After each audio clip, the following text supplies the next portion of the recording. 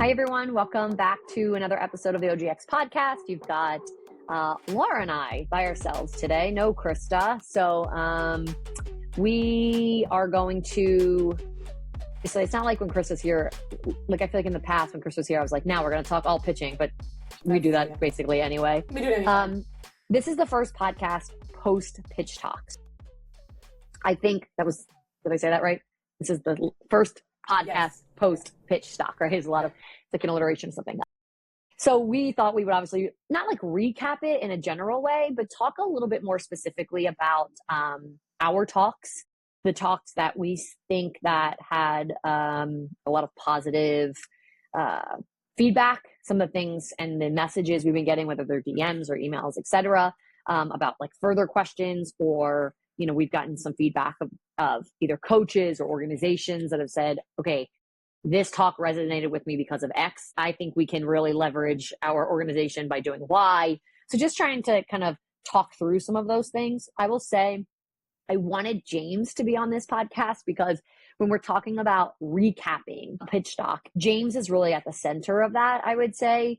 It was really important to me as a pitching-minded person to make it clear. And I sometimes think that my job is to like bring the problems to the table, if that makes sense. Like I'm not trying to create problems that don't exist because we've got enough, right? Let's be clear. But in my experience, like in the seat that I was in with consulting this year, it was so obvious to me that there's a really big gap between strength and conditioning professionals and their understanding of pitching, and then therefore their ability to train their pitchers appropriately, whether that's in programming, exercise selection, understanding the movement quality that's needed, how strength and power actually translate to the motion because it's something different than overhand throwing and hitting. I've seen a big gap there, and I knew that this was something I wanted to like expose, if that makes sense, at Pitchstock. And I knew that James would be able to do such a great job in like explaining how we go about doing those things and what I think just as a whole, how we can do a better job of elevating the strength and conditioning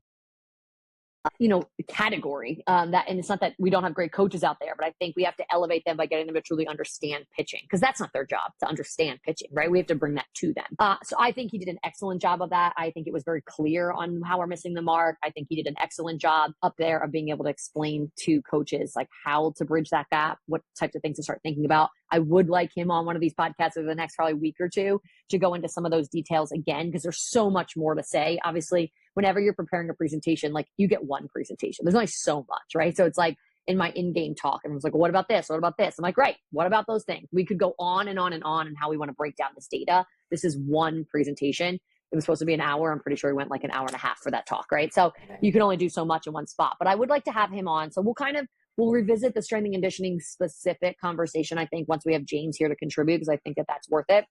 Your talk, obviously, Laura, was about the return to throw, a return to pitching protocol that we utilize for athletes post-injury, that we also just utilize for pitchers when they take time off, when they select to. We sometimes do a modified version of that if it's not necessary to do a full 4-week ramp up, but it's a ramp up protocol, right? Whether it's coming from injury or just basic time off. You went into a lot of the details of like why. Basically, we talked about like, if I could summarize your talk, my talk, James's talk, it was about here are the gaps that exist. For James, it was like the gaps between the bullpen and the strength floor.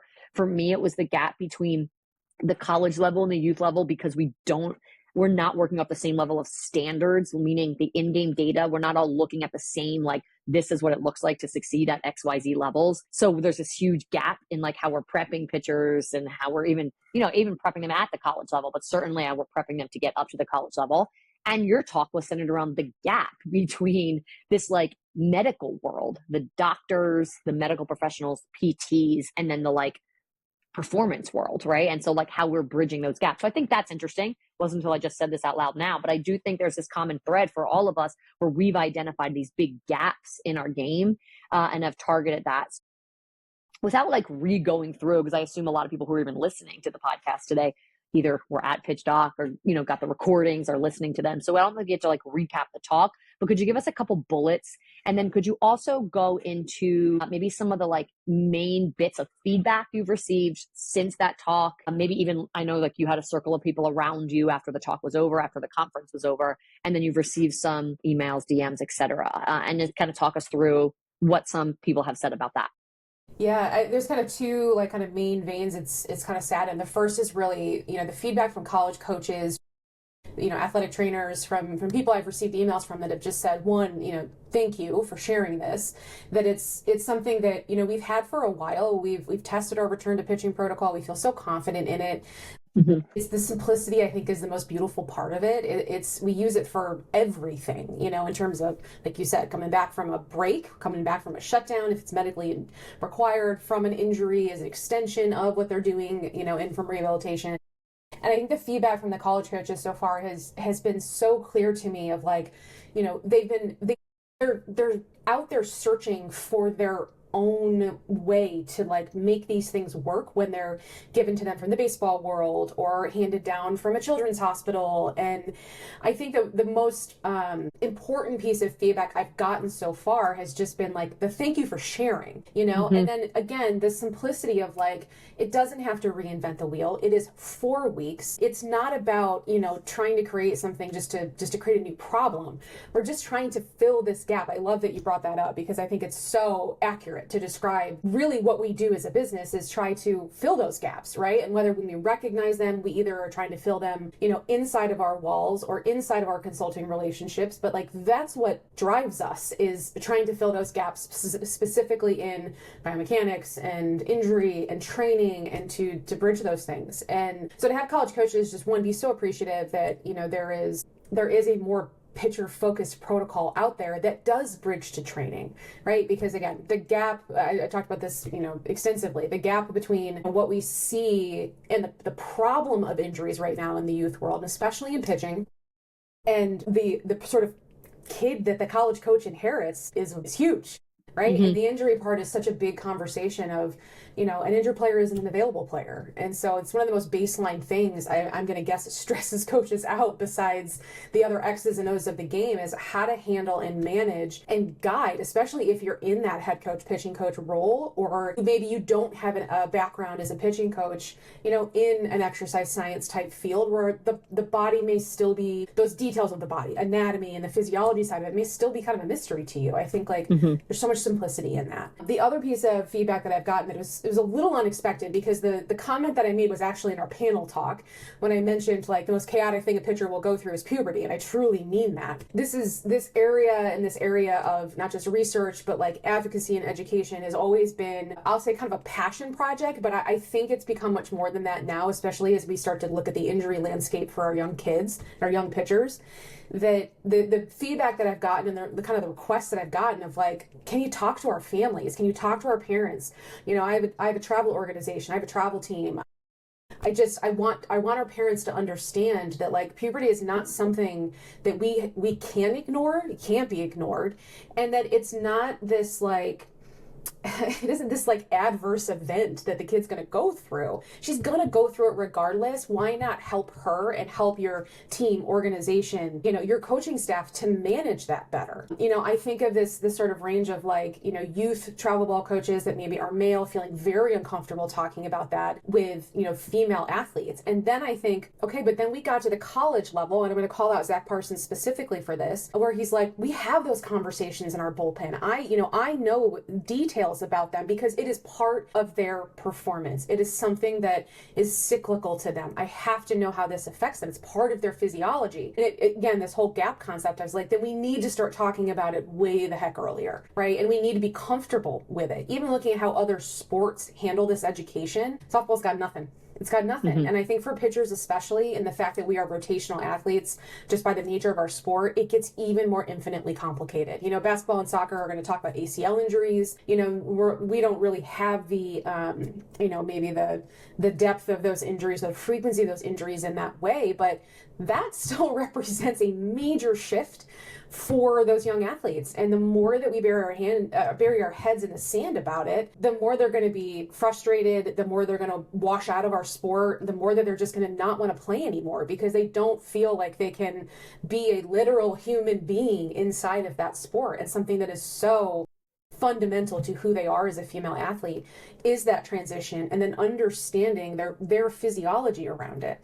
And so, this just split of like, I'm a male coach at the youth level. I want to talk to young girls about their period. That's okay. I respect that. Then let's develop some solutions where maybe you have a trusted parent, a trusted mom who's willing to sit down and hear those things or help a young player navigate those things. Or you have just, someone that will be a point of reference that you don't have to have that conversation if you don't feel it's appropriate. But it has to be had because it is part of the conversation when they get to college. It's literally their physiology. And so those have been really the two big things I think that I hope hit home, but I know hit home specifically for the college coaches in talking about this return to pitching protocol. And then, for some of our youth coaches and organization coaches that attended or listened or even heard the soundbite this week as we hosted the podcast. I hope that hits home. I think there's a lot of work to be done. We don't have our governing bodies don't tackle this. There's a lot of work to be done in that, especially if we want to continue to build and pursue that player pool.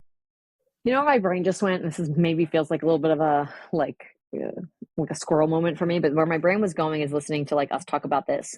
We identify where their gaps are in the game. And then I was thinking about that Trisha, I don't know, I think it was the beginning or the end of her talk, one or the other, I can't remember. I think it was the beginning. She started off by wanting, basically recognizing us at OGX for the work we do and how we elevate the game. And of course, things like that, sentiments like that are just so unbelievably appreciated. But I definitely think, and maybe it's less and less now, but maybe not really. I definitely think what we have felt like we are maybe a little bit up against is there's this entity and the legacy of softball. There's the I'm not calling anybody out, but the NSCA world where the roots run so deep. And I think that we can often be seen as disruptors. We are right. Yeah, but disruptors to a system. Everybody is celebrating the growth of softball. And that we're these disruptors. We're here's what's wrong. Here's what's wrong. Here's what's wrong. And part of that's true, but we also love the game. We also celebrate the game. You can do both. We love the game. We celebrate the game. We see where it's heading. We respect the people that have built the foundation for it to even have the platform it does now. You can do all of those things. We are all of those things and also feel it really is this calling, right? All of us have this calling to pick out the things that still are not enough. And one of those things is the education around puberty for female athletes. One of those things is how youth softball runs and how it prepares for the college level or doesn't, right? One of those things is bridging the gap between appropriate strength and conditioning for the athlete, for a pitcher. So I think that, you can see how sometimes, we've really had to fight. We always have this kind of joke, we get asked to do a talk at NFCA every other year. And it's not a coincidence, probably. It's let them in because they have really good stuff to say, but also maybe the foundational people in the game, kind of can't stand us, Right.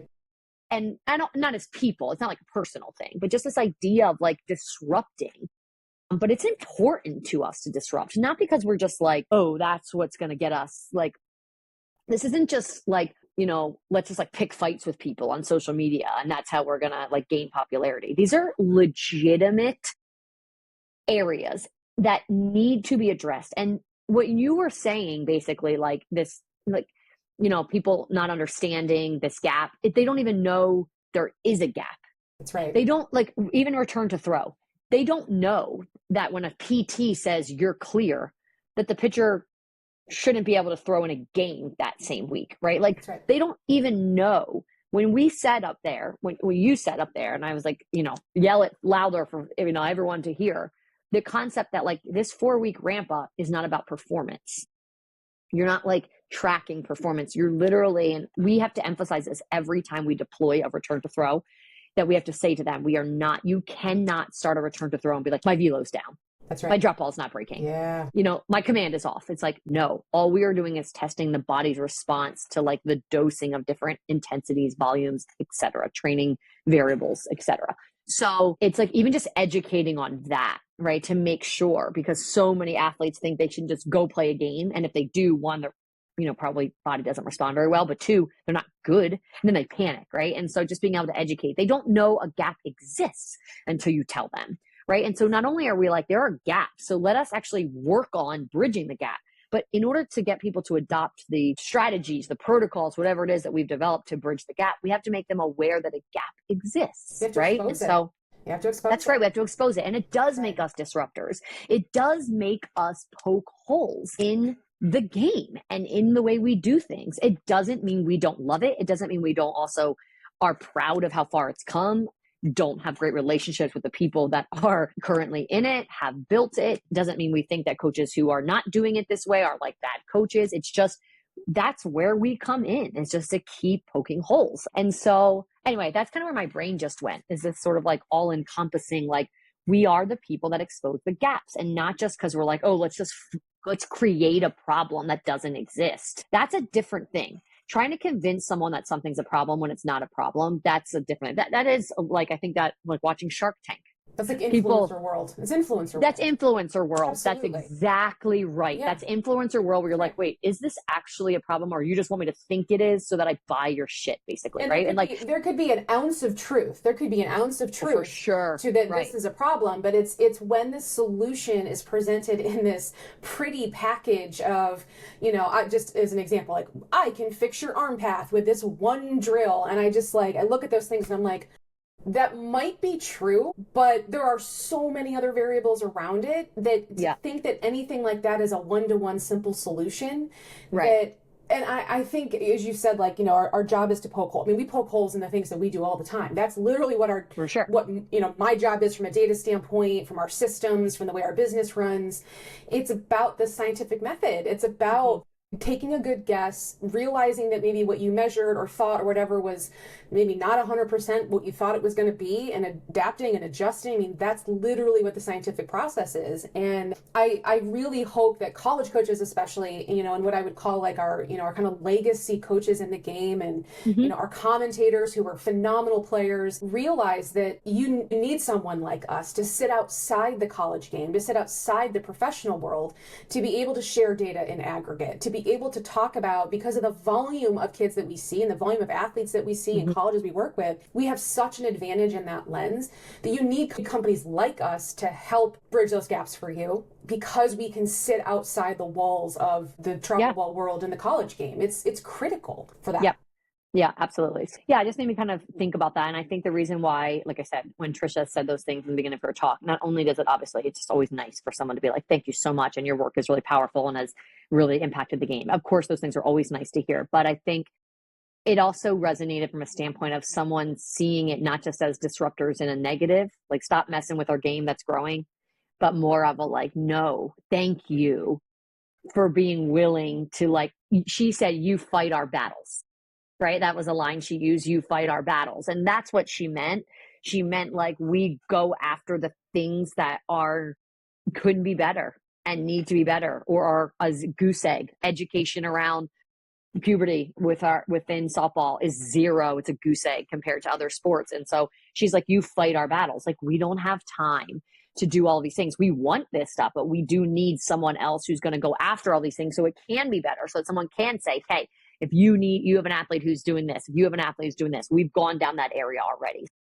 I think that it was really powerful for me to hear her say that, because it just reminded me, like, right, this is the work that we're doing, right? It's not, as you said, it's influencer world. You're like, is that really a problem? I think about Shark Tank. Like, they're like, this isn't actually a problem. Like, you in your head, you almost want it to be a problem because then your product sells, but it's not actually a problem in society. And so therefore it's not going to sell. So like that's really not what we're doing here, right? Because it's just not. We are trying to identify the real places that we feel like we're up against as people trying to influence athletes. What are the issues? What are the issues that basically we're not creating the issues. The outside, the audience, the market is coming to us with, these are the issues. We're not like, let's just tell people that L4, L5 stress fractures are an issue. It's like, no, that problem came to us. And we're like, we never got into this thinking we were going to be like people trying to dig into why lumbar stress fractures were an issue in young athletes. But that problem just fell into our laps as like, this is a problem. We need to find out why. And now all of a sudden, talk about being in a rabbit hole. You see, it's not a simple solution, right? We're like, okay, it's because of this, we got to attack this, we got to attack this. And now all of a sudden you've got 5 categories of things you've got to go after if you really want to start having an impact on this issue. So Yeah, I think that's just where my brain has gone. It's just more of like in totality of like why we identify gaps. And it's not this like, let's just sell people on something. It's not a gadget we're trying to sell. Like, look at this problem, as you said. I would say there's a couple other things that I want to highlight. One, I think a big topic and something that I took, it's interesting when I'm listening to even like you and James, I share a world with you on a regular basis. So it's not like, you and I created that return to throw together. So it's not like I was like, look at that. It's not like I'm going to get so much from that talk, but I still are right. Things that I'm like, I hear something differently or you say something differently. And so certainly that was the case with your talks as well. And then even with the college coaches that I'm consulting with, they're not showing anything in their scenarios that I'm like, I had no idea you were doing that, but they still sometimes say things that I really gives me pause. And one of those things was and I think I've already, said this to you, Laura, but the Ashley Chastain Woodard and Zach dynamic, where it's really this like, not good cop, bad cop, because it's not that simple. They both kind of have to float in each of those worlds a little bit more. But Ashley sitting much more in this world of like, demand the best. Like, I don't care in this moment about the X's and O's. I don't care about your middle finger staying on the ball longer. Get the job done. Like player management. There is so much of pitching that literally lives in that world. Like you have to, this is the like inside soul competitor, just like be willing to do whatever you need to do, adjust whatever you need to, think whatever you need to, get it done. And then the world of like the X's and O's. And I think it can be very, I don't want to say dangerous, but like it's not effective to live too much in one world and not the other. And so when you are just go into this, like, you don't really know the X's and O's of pitching, meaning you're not diving into workload. You're not thinking about like using technology to leverage pitches. If that's a problem, right? With where the game is going, you cannot maximize your pitchers if you don't live in that world. And then if you are only the X's and O's and become sort of the like computer nerd person, all of a sudden you go out to your athlete in the game and you're like, trying to tap into their soul, and that's just like not your dynamic. And maybe right, and maybe they don't even have that in them and you're not even sure about that. So I definitely felt like that was a really powerful concept that hit me of like the power of both of these. And to me, I don't work individually with athletes as much anymore, but that's just recent. For over a decade I did, and not longer obviously. And I think that to me, I always felt like that was the strength of me personally, that I'm so much rooted in like competitiveness, your soul. Like no one gives a shit about -6 versus -8 right now. Just literally like out compete the person is in front of you. But then tomorrow we really care about if it's -6 or -8. We really care if you're throwing that pitch at 57 or 61. So tomorrow we do, but in this moment. So, but it wasn't until they were talking that I started to recognize like, okay, I'm definitely going to try to bring more of that in. We have talked a lot in consulting. So I'm going to bring more of that in my consulting world this year at the college level. And we've talked a lot over the past year in consulting about getting tools to translate, if that makes sense. Like why does command look so good in bullpen? Why does it look so good even sometimes in scrimmage? Sometimes the break looks fine in scrimmage, the velo's fine in scrimmage, and then we just can't get it to translate. And I do think it's not always just this like get her to see the sports psych. I do think there's like this other piece here. So I'm super interested in that. To me, that's sort of like you talk about a passion project. Right. Like I just love that. It's interesting because when you say, oh, see the sports psych, I don't disagree with that approach, but it almost goes back to the comment I made in my presentation about like, well, when that pitcher comes back from injury and she has soreness and because the protocol wasn't right, we make it a her problem. We say you overdid it. It's not that you were underprepared, it's that you overdid it. And it's like, let's send you to sports psych, which again, I'm not advocating that's not a good solution, but it sort of gets internalized as the it's a you problem. It's a you problem. Well, it's like basically for sure. And it's like, no, get the sports like at the table. But what we have learned is that anytime there is an issue, there's no one person at that table that's going to fix it. It is a team. And I think the South Carolina talk did a great job of saying like, this is the table we create with all of these voices and all of these things. I love that concept.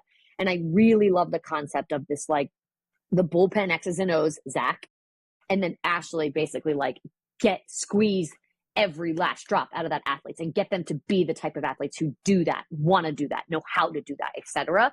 even though it's not like they don't have the skill sets on either side, there's like beauty in their relationship to do both. And so I took a lot from that talk, and it really made my wheels turn of like, right, because I love that. I'm just generally as a person, not someone who likes like polarization in things. Like I'm usually when things are running smoothly, it's because you're taking a little from this side and a little from that side. And I felt like that was a great way to really like that talk embodied that concept. And so it sparked my brain of some things that I want to think about and advise, advise this year in consulting. And so that was, I think, probably the most powerful thing for me. Another thing from like an outsider, but like listening to someone else's talk. So Trisha gave some examples of like chasing something in with a pitcher and it kind of backfired, whatever. And even though I was literally a part of both of those scenarios with her, so there was no X's and O's that she presented that I'm like, I haven't seen that before. Like the data she showed in the presentation was from us, right? But I was like, oh, it just kind of occurred to me, which is why I felt the need to raise my hand at the end and like add to it. So I was like, but it occurred to me now, the idea was that there were two drop ball pitchers who had some up, and then we went after up, and then they got good at up, but lost the down. And it was a negative consequence for those pitchers for different reasons. One, for the first pitcher is because we had enough up ballers on their staff that year. We really needed a down ball pitcher, and we like took it away from her by mistake and couldn't get it back.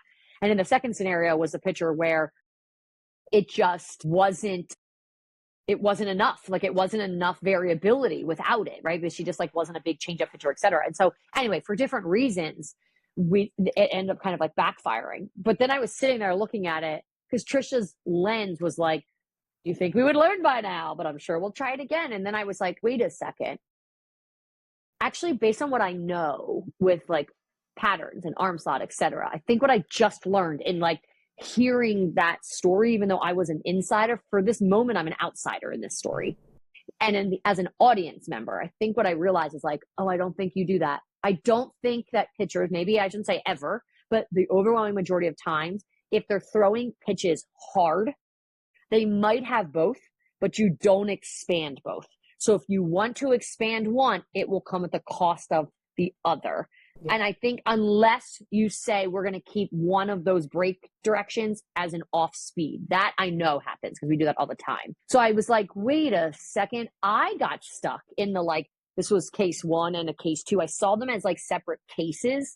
And in that moment, I started to see, oh, this is a pattern. And not just because n equals 2 tells us there's a pattern, because I've seen this in other circumstances as well. Like, I do not think you grow hard down and hard up at the same time and they keep spreading and all this. I think you have to choose what's the strength and what's the complement. And you've got to make sure you don't overdo the complement at the cost of the strength, right? So that was something that I took from that talk as well, I would say. And I just think is like, it's so interesting. These were coming from presenters and coaches that I work with every single week, but I still heard something differently.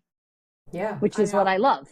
I'll extend that to, I said to you, after Pitchstock, like from your in-game data, and I helped prepare that data, so it wasn't like I didn't know what it looked like. Absolutely. But I said, my view of the data side is really from connecting the patterns to that with that initial assessment. I don't typically go into the world of like swings and misses and whiff rates. That's not me, right? And so to hear you talk about that, change the lens through which I delivered the next few debriefs and talking about that initial ball flight of like, hey, this is a snapshot. Let's talk about like this could play a little differently. And I think even just recognizing my own limits of, hey, we're talking about this in relation to your patterns right now. It does not mean this is stuck in time. It doesn't mean that these pitches aren't effective for you. It helped me to become a better communicator about that initial ball flight profile. And I think delivering those next couple of debriefs a little bit more, I'll say sensitively, not that I like had to pull punches or anything, but it was just more of a neutral story. It was like, let's just talk about what your tools are right now, but I'm more interested in connecting them to your patterns so that you understand that connection. Sure. And then realizing like there's a whole other layer to this that,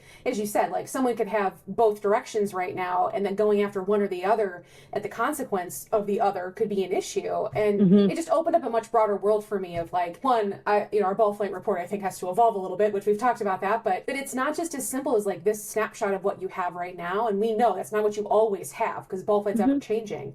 But it really helped my perspective of, someone who really only delivers that in regard to pitching patterns, to have a little more of an open lens of like, there's so many things that can play and be valuable. And this constant pursuing of velocity at all costs could be killing great tools that pitchers could have. And like, for sure. That should be mind-blowing to people. It really should. For sure. I think a lot of the feedback from the in-game talk, I stumbled upon DMs because obviously, like, I barely know how to find DMs in Twitter. You know what I mean? Well, first of all, this is hilarious. This is a total squirrel moment for me. But I, posted something on Twitter, on X, whatever, a couple weeks ago and was like, DM me if you need. And then literally didn't have the setting set up for people to be able to DM me. I'm like, good one. I just, if this is not an Ashley moment, I'm just like, oh God. Anyway, so that was a whole thing to find. But anyway, I did stumble upon some DMs yesterday of people, and the theme was basically people were blown away that we shared all of that, right? And I think it's right, because that's where the talk started of okay, if you have access to this right now, you hold, I started NFCA talk like this as well. Schools, individual universities and staffs hold data as their edge because so many schools don't have it.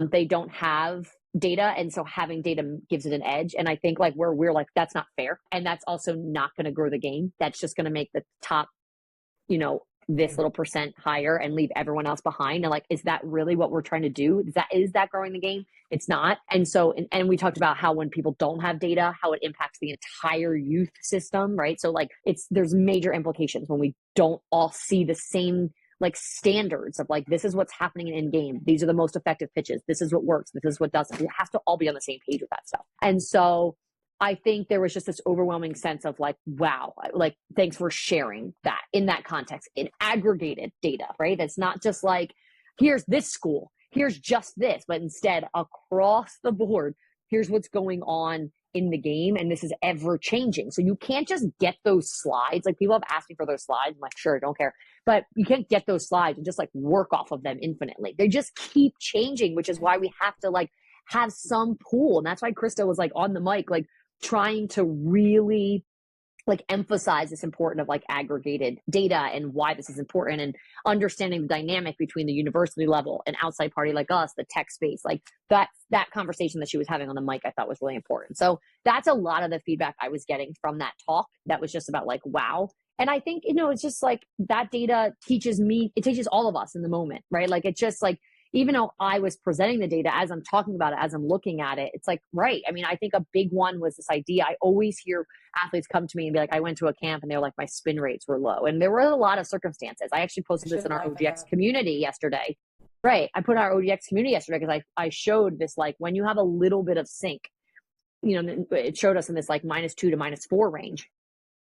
It is more powerful to have low spin rates. You're getting more swings and misses when you have low spin rates, which makes sense, right? Because high spin rates, essentially, they're kind of you can think about it working against gravity, keeps it up, right? And so you don't want to be in this moderate sync world and the ball staying up. And so instead, to give it that edge of appearing as if it has more sync, it was the low spin rates. And when you say that, now that you've seen the data, you're oh, I can understand why that might be the case. But no, we wouldn't know that, right? And so this idea of we're oftentimes, without the data, we're oftentimes we are training kids out of the more effective version of that pitch.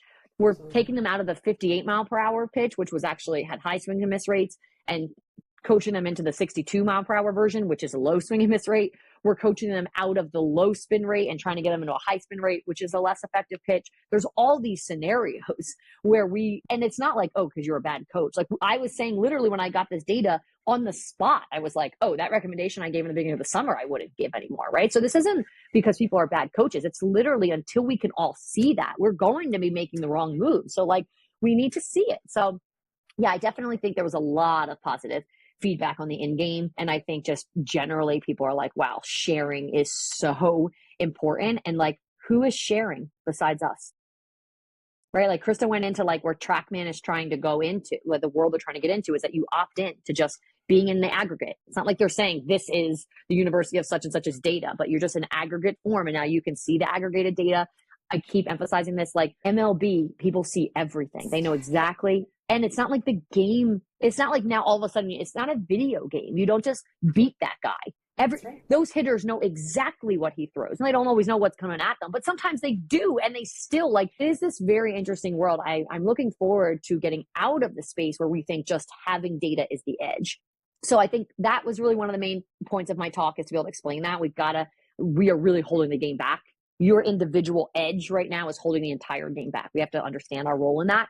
And then also this world of like how you think you're using data. And I'm just doing quotes because like I was in the same boat, but we're all in the same boat. But like we think just literally saying, oh, I've got a down ball and an up baller, and I'm going to leverage a righty and a lefty into this. It's not that simple, right? And so there's so many other layers to what drives what's effective in our game. And so only the data will really tell us that in aggregated form, right?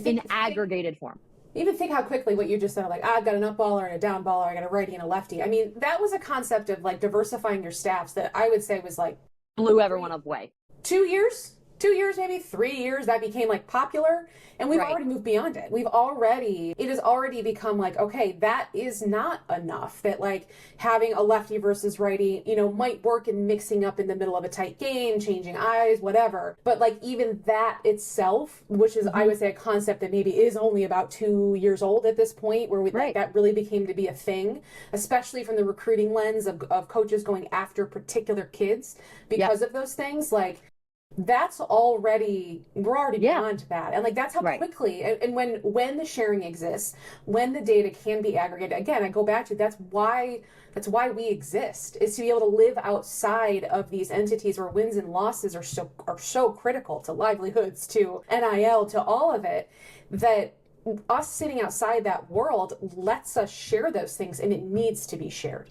Yeah. And I think that's the biggest, like, we've always talked about the sharing culture of Pitchstock, but I think this year more than ever, it just made it so clear to me that like, this is what we're supposed to do. This is what our job is, that to be disruptors, but we are never people that are like, we're going to complain and not have a solution. We're like, it sucks and we're going to make it better. Right. And so we do the work. And we do the work to understand why the gap exists, and then what actually, like, we use our own internal systems as a lab to like, okay, once we understand why this gap exists, why this hole exists, okay, then let's go after this. And then we start to get all of this information of like, yeah, this is it. We got to share how to do this. Right. So I think there's this world for me where at the end of every pitch doc, I'm just like, wow, our work really is powerful. Again, when Trisha said that, it really meant a lot for a variety of reasons, but I do think like our work is really powerful. And I do think like, I think it's very interesting. Like right now, this is the only pitching conference. Like NFCA is obviously just like surface level of everything. There's other, NFCA has its own, not to say that you don't go and get any information. Of course you do in some of the talks, but it's not meant to be a pitching conference, of course, right? It's not that. And so I do think of like, at the end of that, it's so obvious every year at the end of Pitch Talk that like what we are trying to do is grow a community, right? We're trying to grow pitching as a whole. We are trying to elevate pitching in order to elevate the game. And so I do think like it does surprise me sometimes of like, I don't really understand being a pitching coach in our game and not attending right now, it would be different if there was like, oh, there's 5 different entities that put on pitching conferences and basically you choose who you align with the most. If that makes sense, right? But like, we don't put on Pitchstock to be like, if you don't align with us, you don't belong here. This is literally exposing things and holes in the game. Like talking about the gap between strength and conditioning and pitching is not a like OGX concept. Like this is a softball concept. Talking about there being an issue with PTs and medical communities releasing pitchers and then just sending them into a bullpen and the coaches not being educated on what to do with that is not an OGX. It's not a style. This is not an Instagram post. Like this is a softball issue. You know what I mean? The fact that no one sees aggregated in-game data, so we're all just blind and going for what we think is good, is not an OGX thing. And so I think it's like the last thing that I'll say as we wrap up this podcast is that like, I do sometimes think because we're a private business that there is this world where it's like, well, if maybe I'm a private business and they're my competitors, or basically like, I don't know, I don't do things the way they do, which is like, we don't care. It's just like, we don't care if you do things the way we do, right? If you see, okay, I see what's good in the game, I'm seeing what's getting swings and misses. The way I go about teaching that is literally the opposite of the way you do it. I don't care, right? So like, yeah, of course we have our ways of training things and doing things, but like everyone knows there is not a single way to get something done, right? So I do think it is interesting. I think a major push, and we talked about like, you know, having more of a board of directors moving forward to start to grow this, but like, I just don't understand there being coaches who are not attending a conference. You're like a big time player in the game and you're not attending a conference where we are literally talking about the like major holes that we are trying to attack and fill within the pitching realm. So my assumption is that it gets centered around this like, oh, because it's a private entity just trying to go off of like basically just trying to elevate themselves. Pitchstock is something way beyond just like the OGX way of doing things, right? The nature of OGX is to find holes. Yes, to disrupt because we want to identify the gaps. We put the work into obviously going after those gaps. We share how we've done that, take it or leave it. There's other coaches who are doing similar things that they can share those gaps. I just think like it's the nature of sharing. It's the nature of growth of pitching, growth of the game, growth of a community. And so it's not just this like small, you know, like OGX centered concept. So I think if I would, you know, want to just keep spreading that because every year I think I realize more and more like how powerful it is and how much I think people are missing it because they think it's just like this OGX private event or something. And it's just not true. It's something so much larger than just us. We facilitate it. And we are the people obviously identifying a lot of these gaps. We sit at the top of this world of identifying these gaps. So of course we're putting a lot of our speakers up there to show those things, but it's larger than that. And so if you weren't in the room, I don't know, I guess I would ask like, why? There's no way you're like, oh, I know all of these. And I say in the room or virtual, whatever, I know all that stuff already. That's impossible because like that in-game data taught me. Trisha's talk taught me. Absolutely. Ashley and Zach's talk taught me. Like every talk taught me.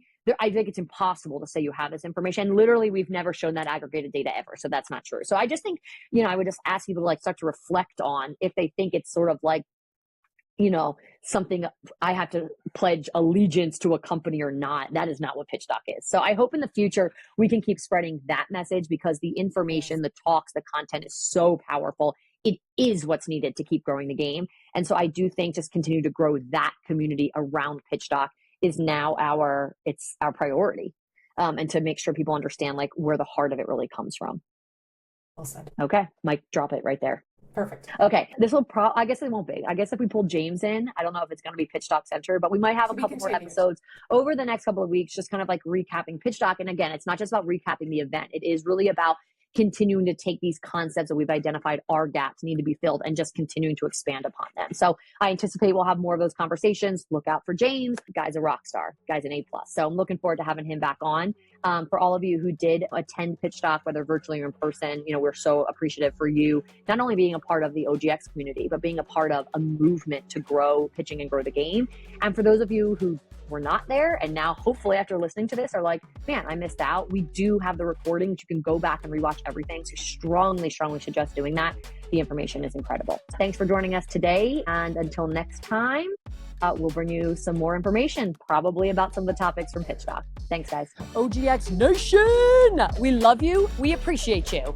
But we'd love you even more if you would like, subscribe to this podcast, give us reviews, send us comments on what you want to hear. Then we'd really, really love you. Got to do it. Do it now.